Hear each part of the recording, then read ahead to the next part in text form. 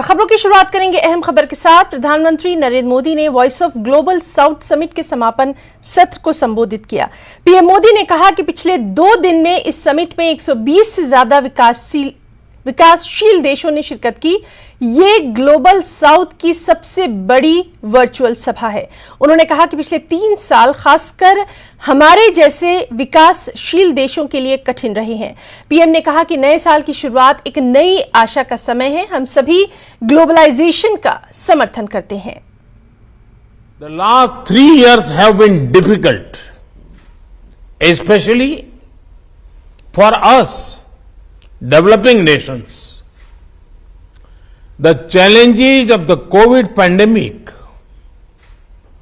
rising prices of fuel, fertilizer and food grains, and increasing geopolitical tensions have impacted our development efforts. However, the start of a new year is a time for fresh hope.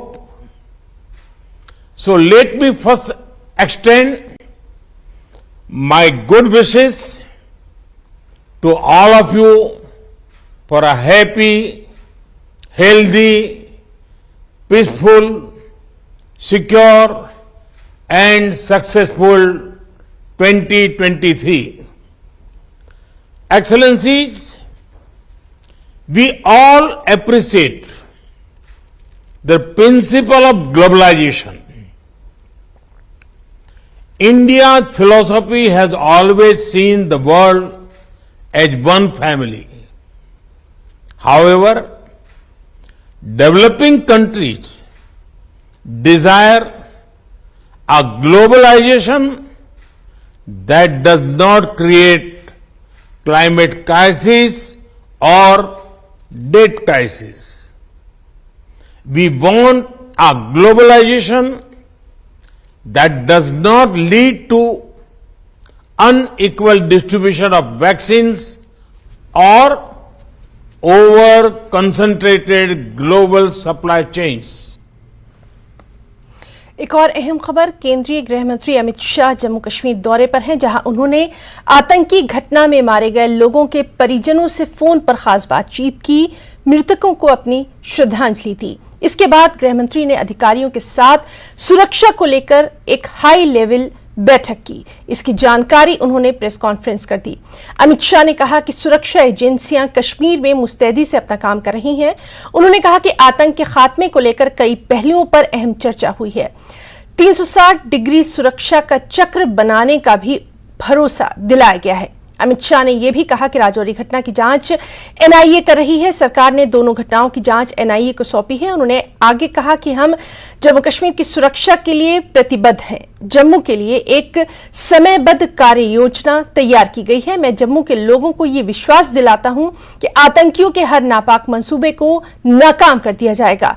उन्होंने यह भी कहा कि VDC को मजबूत करने का फैसला पिछले साल अगस्त में लिया गया था। विशेष कर जो लोग एक दुर्भाग्यपूर्ण घटना में मारे गए,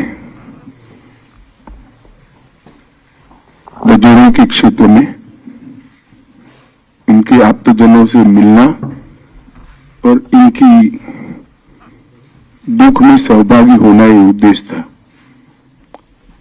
परंतु आज मौसम के कारण वहां मैं पहुंच नहीं पाया। सभी के सभी सातों परिवारों के सभी सदस्यों के साथ मेरी टेलीफोन पर बातचीत हुई है और क्योंकि मौसम के कारण मैं जा नहीं सकता था, तो टेलीफोन के माध्यम से उनके दुख के अंदर सहभागी होने का मैंने प्रयास किया है।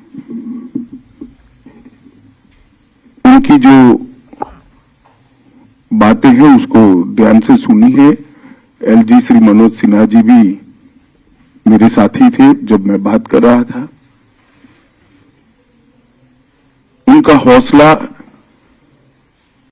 पूरे देश के लिए उदाहरण रूप हौसला था। सभी लोगों का कहना था एक क्षेत्र हमारा है, हम इसको नहीं छोड़ेंगे। कुछ परिवार पाक ऑक्यूपाई कश्मीर से भी आए थे, फिर भी डटकर लड़ने का मूड इतने बड़े हादसे के बाद भी प्रदर्शित होना बहुत बड़ी बात है। ये दोनों घटनाएं जो 2 दिन में हुई, उसकी जांच कल ही भारत सरकार ने एनआईए को सौंप दी है। एनआईए और जम्मू पुलिस दोनों मिलकर इस घटना की जांच करेंगे। जांच में एनआईए के साथ जम्मू पुलिस का पूरा इन्वॉल्वमेंट होगा और विगत 1.5 साल में जितनी भी घटनाएं हुई हैं, इस सारी घटनाओं को एक साथ रखते हुए ये टीम आतंकवादी गतिविधियों की जांच उसी दायरे में करेगी।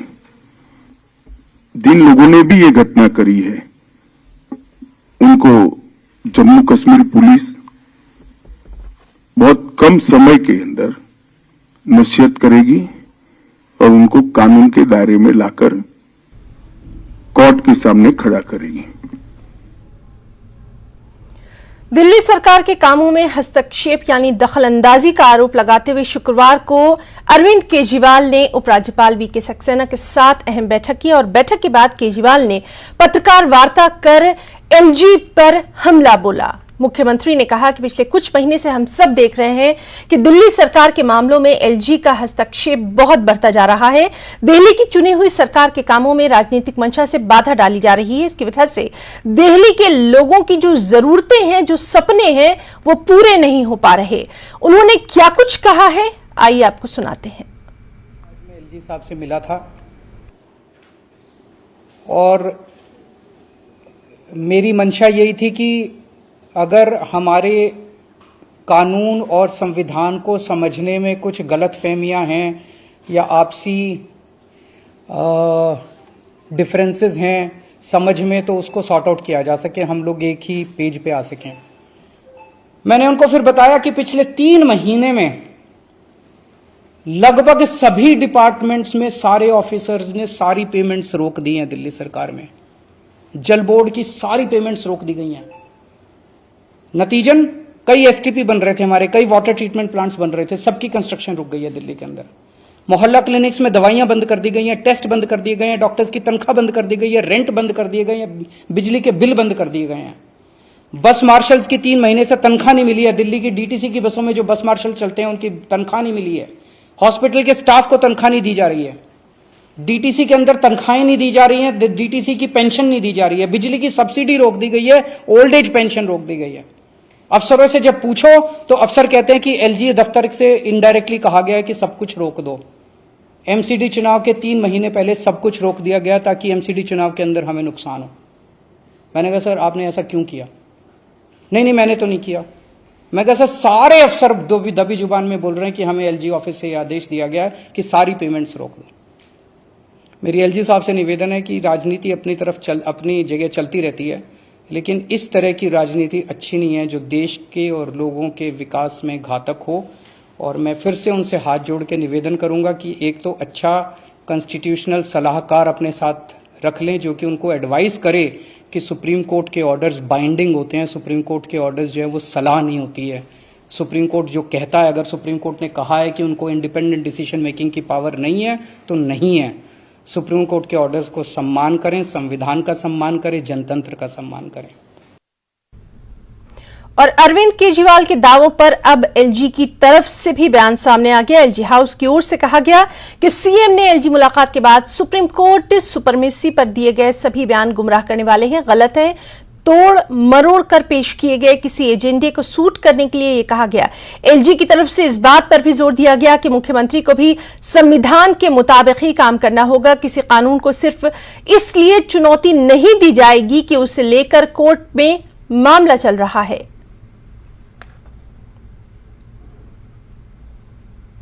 और खेलों की दुनिया से अहम खबर, भारत की स्टार टेनिस खिलाड़ी सानिया मिर्जा ने आधिकारिक तौर पर प्रोफेशनल टेनिस को अलविदा कह दिया है। सानिया मिर्जा ने सोशल मीडिया पर एक बेहद इमोशनल पोस्ट लिखी और इस बात की जानकारी दी। सानिया मिर्जा ने इंस्टाग्राम पोस्ट करते हुए बताया कि वो ऑस्ट्रेलियाई ओपन के बाद अपने बेटे के साथ अधिक वक्त बिताना चाहेंगी। उन्होंने आगे लिखा कि 30 साल पहले हैदराबाद की एक 6 साल की लड़की कोर्ट पर पहली बार गई, अपनी मां के साथ गई और कोच ने बताया कि टेनिस कैसे खेलते हैं। सानिया मिर्जा अपनी इस पोस्ट में आगे लिखती हैं कि मुझे लगा था कि टेनिस सीखने के लिए मैं बहुत छोटी हूं। मेरे सपनों की लड़ाई 6 साल की छोटी सी उम्र में शुरू हुई। सानिया मिर्जा ने टेनिस करियर में सिंगल ग्रैंड स्लैम खिताब कभी नहीं जीता, लेकिन डबल्स में वो 6 बार चैंपियन रह चुकी हैं।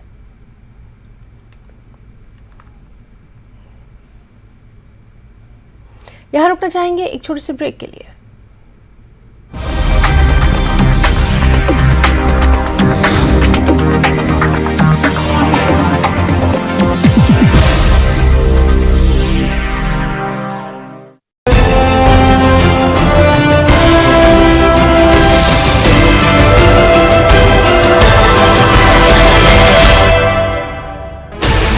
Sixteen channels, 15 languages, 26 states, 1200 plus reporters, 67 plus crore viewers. India's largest news network, News 18 Network.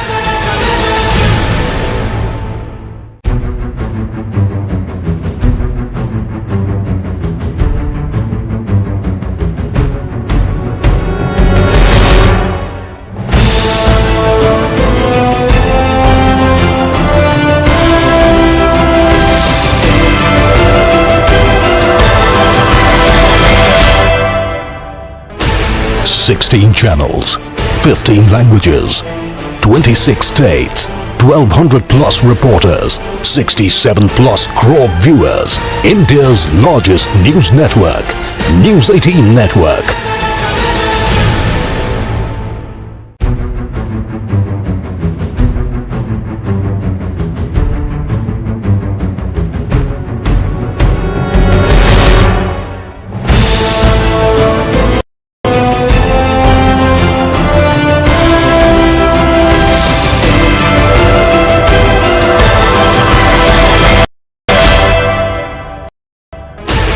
Sixteen channels, 15 languages, 26 states, 1200 plus reporters, 67 plus crore viewers. India's largest news network, News 18 Network.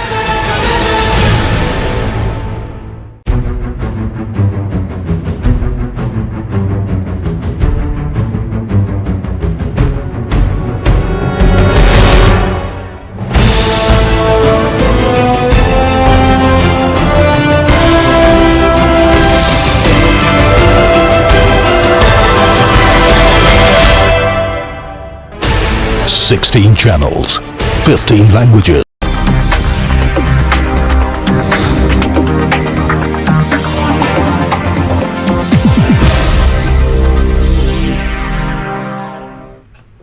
Break के बाद national news में एक बार फिर से आपका बहुत स्वागत करते हैं।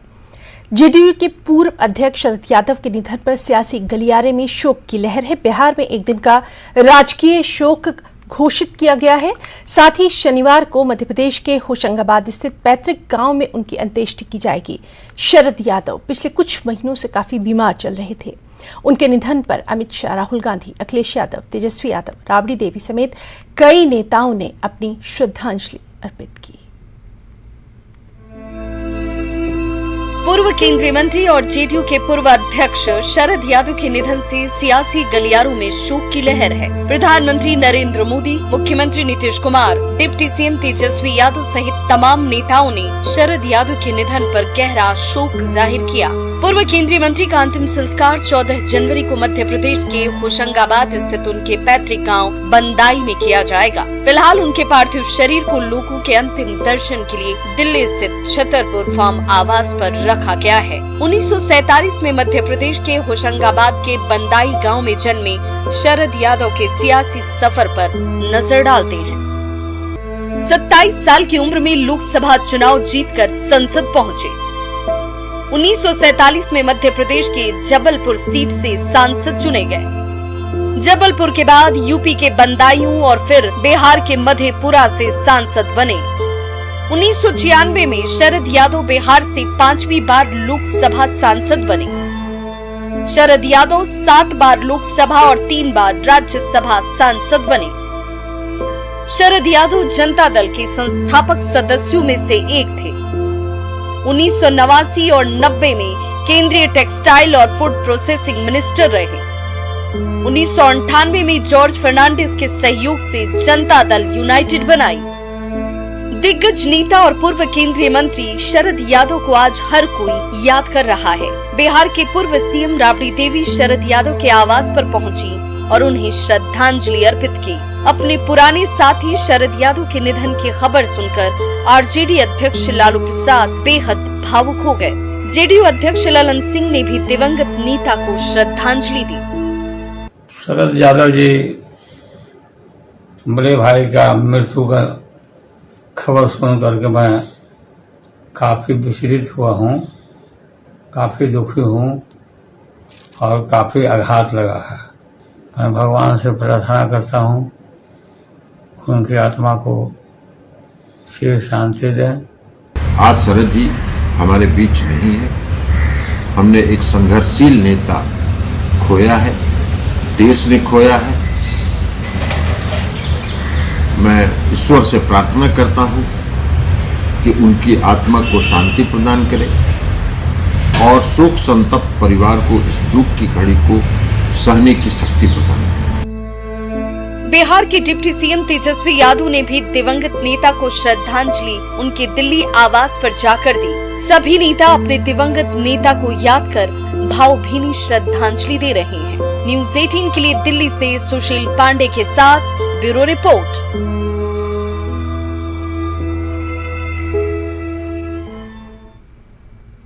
खबर हिमाचल प्रदेश से है। आज हिमाचल प्रदेश के सरकारी कर्मचारियों का सपना पूरा हो गया। कैबिनेट की अहम बैठक में ओपीएस के फैसले पर मुहर लग गई। इसका नोटिफिकेशन भी कल तक जारी हो जाएगा। सीएम सुखविंदर सिंह सुक्खू सरकार ने 20 साल बाद राज्य में पुरानी पेंशन स्कीम को लागू करने का फैसला अपनी कैबिनेट की पहली बैठक में किया। सरकार ने लोहड़ी पर 1.36 लाख कर्मचारियों को ये सौगात दी, जिसका वादा कांग्रेस ने विधानसभा चुनाव में किया था। सरकार के फैसले के बाद बर्फबारी के बीच आतिशबाजी होने लगी। जगह जगह कर्मचारी जश्न मनाने सड़कों पर उतर आए। कैबिनेट की पहली बैठक में ओपीएस के अलावा महिलाओं के 1500 रुपए पेंशन और युवाओं के 1 लाख रोजगार के फैसले पर भी मुहर लगी।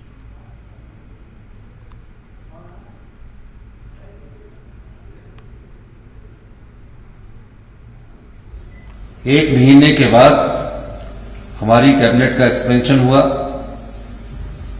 और हमने जो वादा किया था कि पहली कैबिनेट में, आज हमारी पहली कैबिनेट हुई जिसमें मंत्रिमंडल ने यह फैसला किया कि जितने भी सरकारी कर्मचारी और अधिकारी हैं जिन्होंने प्रदेश में विकास की नई सीमाएं लिखी हैं, नए आयाम स्थापित किए हैं, उन सबको तकरीबन 1,36,000 के करीब ये सरकारी कर्मचारी हैं जिनको ओल्ड पेंशन स्कीम का लाभ आज से मिलना शुरू हो गया है। हिमाचल प्रदेश में आधी से अधिक महिलाएं हमारी जनसंख्या में है। अब उनको हमने वादा किया था कि 1500 रुपया हम मासिक पेंशन उनको देंगे। अब 1500 रुपये मासिक पेंशन के लिए हमने वादा किया। आज पहली कैबिनेट में यह भी फैसला ले लिया गया कि 1500 रुपया मासिक पेंशन दी जाएगी और एक सब कमेटी धनीराम शांडिल जी के नेतृत्व में, जगत सिंह नेगी जी और अमरू सिंह जी के नेतृत्व में बनाई गई है, जो 30 दिन के भीतर चंद्र कुमार जी के नेतृत्व में बनाई गई है। शांडिल जी, चंद्र कुमार जी और अमरू सिंह जी, जो 30 दिन के भीतर हमें किस प्रकार इस पेंशन योजना को लागू करना है वो लागू कर दी जाएगी। 1 लाख रोजगार के अवसर पैदा करेंगे। हमने आज ये फैसला किया कि हिमाचल में युवा दर बदर भटकता है, क्या कौन से ऐसे रोजगार के साधन पैदा किए जाएं सरकारी क्षेत्र में, उस दृष्टिकोण से हम आगे बढ़ने की कोशिश कर रहे हैं। हम वैसा रोजगार नहीं देना चाहते कि जहां पेपर पहले लीक हो जाता है, पेपर बिक जाता है और लोगों को रोजगार दे दिया जाता है। हम ऐसा रोजगार देना चाहते हैं जहां पारदर्शी रोजगार नीति आए। इस दृष्टिकोण से भी हम कार्य कर रहे हैं और मेरिट को उपेक्षा ना की जाए। इस दृष्टिकोण से हमने एक और कैबिनेट सब कमेटी का गठन किया है, जो श्री हर्षवर्धन चौहान जी, जगत नेगी जी और रोहित ठाकुर जी के नेतृत्व में 30 दिन के लिए, यानी कि आज 13 है, 13 फरवरी तक कैबिनेट में अपनी रिपोर्ट को सबमिट करेगी।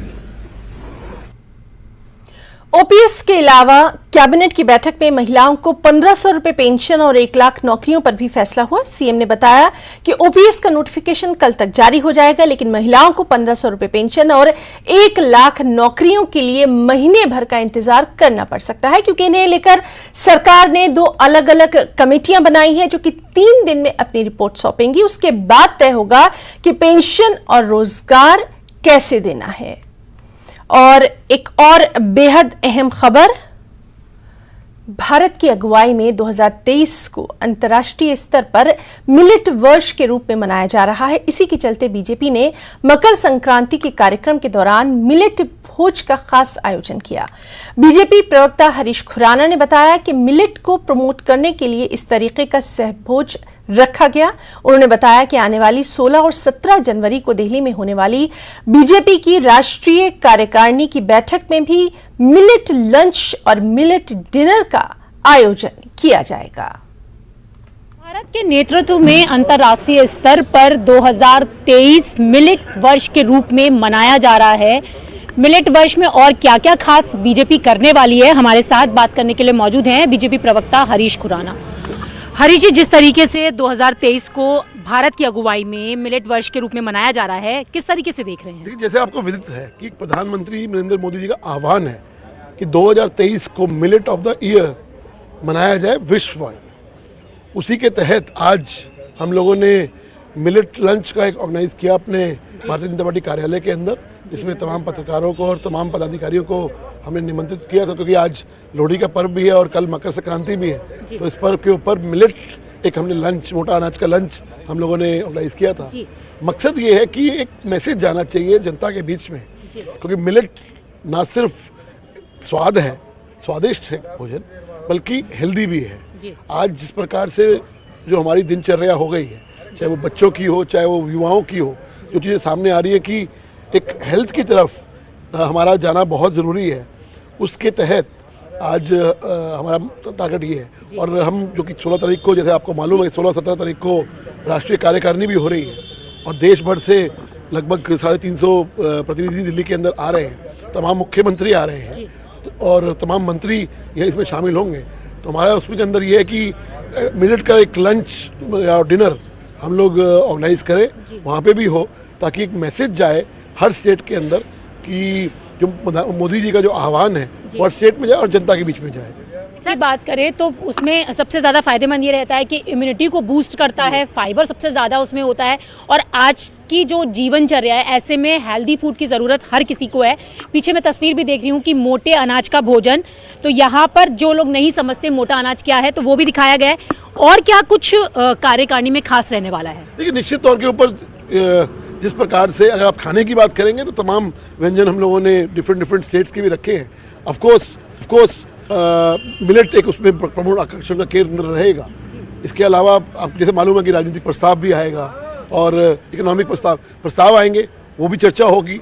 और आपको जैसे मालूम है दिल्ली आने वाले इस वर्ष के अंदर कई राज्यों में चुनाव भी हैं। एक तो नॉर्थ ईस्ट में तो अभी इमीडिएटली फरवरी मार्च में उम्मीद है कि चुनाव होने वाले, उस पर भी चर्चा रहने वाली है। तो इन तमाम चर्चाओं के बीच में स्वादिष्ट भोजन हो, हेल्दी भोजन हो, तो सोने पे सुहागा होता है। तो आपने देखा कि ये थे हमारे साथ बात करने के लिए बीजेपी प्रवक्ता हरीश खुराना, जिनका कहना है कि जिस तरीके से 16-17 तारीख को बीजेपी की राष्ट्रीय कार्यकारिणी होने वाली है, इस राष्ट्रीय कार्यकारिणी में तमाम तरीके के प्रस्ताव तो आएंगे, साथ ही साथ मिलेट से बना भोजन जो है वो भी चखने का मौका मिलेगा, क्योंकि इस बार मिलेट वर्ष भारत की अगुवाई में अंतर्राष्ट्रीय स्तर पर मनाया जा रहा है। कैमरा पर्सन मनमोहन के साथ रचना, न्यूज़ 18 दिल्ली। तो नेशनल न्यूज में फिलहाल इतना ही। नमस्कार।